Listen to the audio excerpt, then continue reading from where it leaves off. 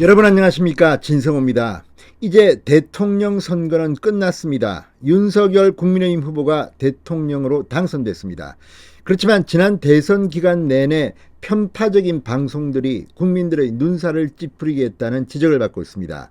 무엇보다 MBC와 YTN 같은 방송사는 정말 이게 공영방송인지 뉴스 채널인지 알 수 없을 만큼 문재인 정권의 나팔수 같았다는 비판을 받았습니다. 실제로 이 자유우파 진영에서 모니터링을 한 걸 보면 YTN이 상당히 많이 걸렸습니다. 그 중에도 보면 이재명의 마치 홍위병처럼 이재명 후보의 지지율이 올랐어야 하는데 이런 발언을 한 사람이 있습니다. 뉴스가 있는 저녁의 YTN 앵커 변상욱입니다.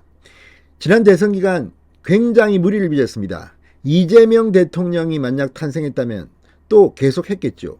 그러나 이런 불공정한 비판을 받은 변상욱 앵커, 그리고 지금 YTN도 내부적으로 상당히 난리가 난 모양입니다. 인사가 있었고 뉴스가 있는 저녁의 담당 국장과 팀장이 타부서로 갔습니다. 그리고 드디어 변상욱 앵커도 잘렸습니다. 22일이 마지막 방송인가 그렇습니다. 자, 지금 YTN은 상당히 긴장하고 있을 겁니다. 왜? 윤석열 대통령이 취임하면 이제 방송에 대해서 개혁을 해야 됩니다.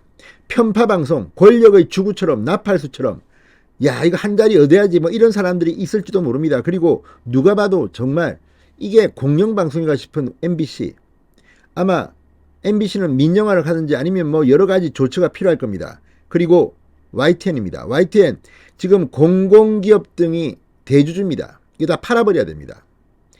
이렇게 하는 게 무슨 뉴스입니까? 이거는 진보 보수의 문제가 아니라 최소한의 공정성도 담보하지 못하는 자들.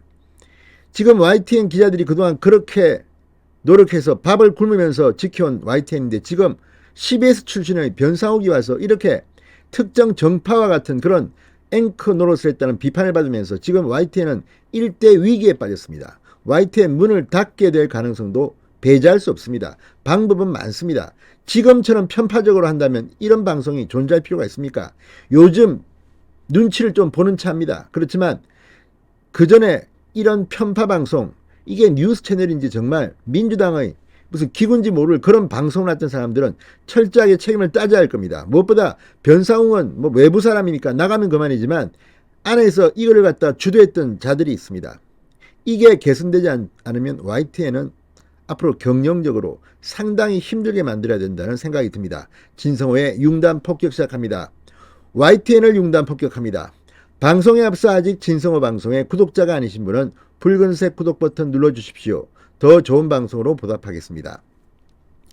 자, 변상욱 앵커 YTN 뉴스가 있는 저녁에서 떠납니다. 물러나라 지키라는 안팎의 말들과 정치적 논쟁의 중심이 된 자리였다고 미디어오늘은 보도합니다. 지난 대선을 기점으로 앵커 교체설, 프로그램 폐지설이 불거졌던 만큼 그의 거치는 여러 해석이 따를 수밖에 없는 사안이다. 왜 지금인가? 미디어오늘이 이 변상욱 앵커를 인터뷰했는데 아직도 YTN은 이런 식이라면 뉴스 채널로서 계속 유지돼야 할 것인가? 근본적인 회의가 따릅니다. 아니 윤석열 정부를 옹호하고 정권의 나팔수가 되라는 말이 아닙니다. 똑같이 해야 됩니다. 그런데 지금 하는 짓을 보면 도대체 YTN이 개선 가능성이 있는가 의심스러울 정도입니다. 자, 지난 대선 기간 중 이 대통령 선거 불공정 방송 국민감시단의 모니터링을 보면 이런 내용이 나옵니다.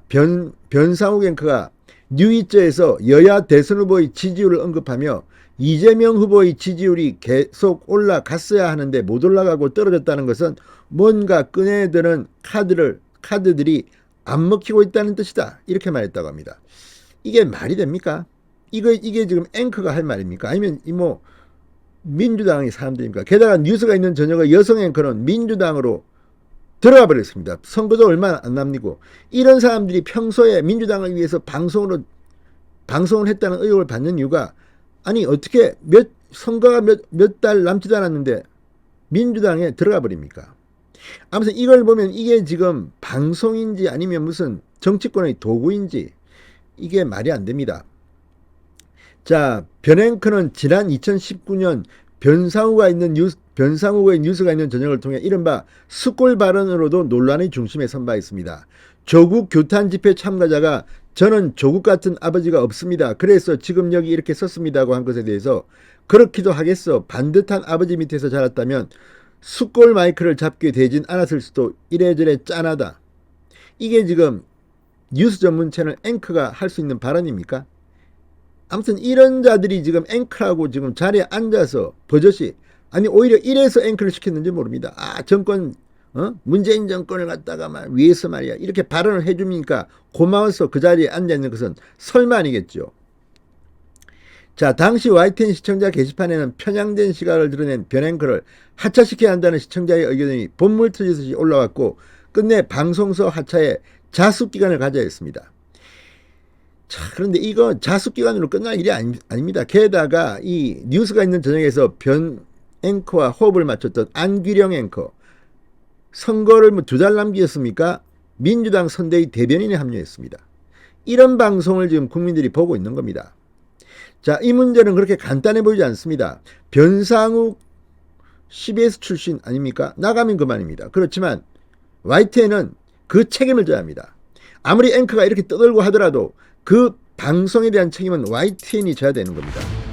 YTN, 윤석열 당선인은 YTN에 대해서 각별한 대책을 세워야 할 겁니다. 진성호의 융단 폭격이었습니다. 여러분 감사합니다.